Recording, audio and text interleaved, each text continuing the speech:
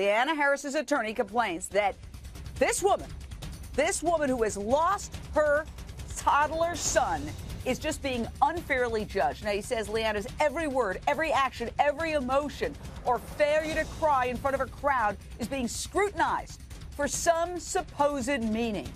But it was the detective on the witness stand at her husband's probable cause hearing who claimed Leanna didn't cry when she heard her son was dead. It was the detective who said it was Leanna's own mother who was screaming at her over the phone and wondering why Leanna was so calm. Listen. She just started screaming. And she's like, what do you mean Cooper's no longer here? What do you mean?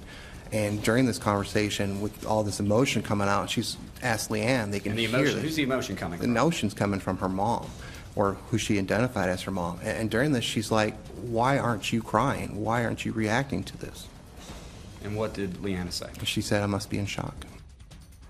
Back out to the lion's den, Lonnie Coombs, former prosecutor. If there's anybody Leanna's attorney should be upset with, shouldn't it be the prosecutor and that cop who, in an open hearing that they knew was televised nationally and indeed internationally, repeatedly honed in on Leanna's behavior, even though her husband was the one in the defendant's chair? Absolutely. And look, Leanna was sitting there listening to that evidence like all the rest of us were. She knew what that detective was doing. She knew what he was implying. And she has distanced herself. Brian, I apologize, but she physically distanced herself after that because she moved back with her parents.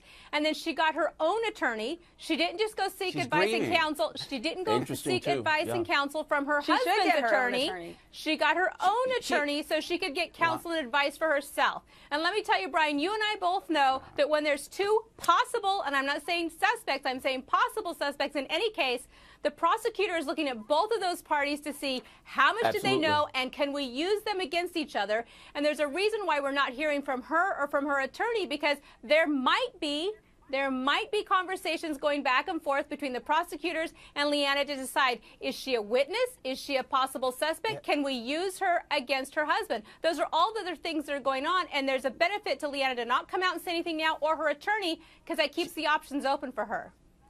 She doesn't need. Go ahead. She has no. Jay, she has no voice. She's been pummeled for the last week or two by everybody internationally. She had to hire a lawyer to speak on her behalf to say, hey, leave my client alone. She needs to grieve. So that's why she hired a lawyer, number one. Number two, the reason she went to Alabama is not because she's distancing from her husband, it's because she truly wants to sit down in peace and quiet and grieve the loss of her son.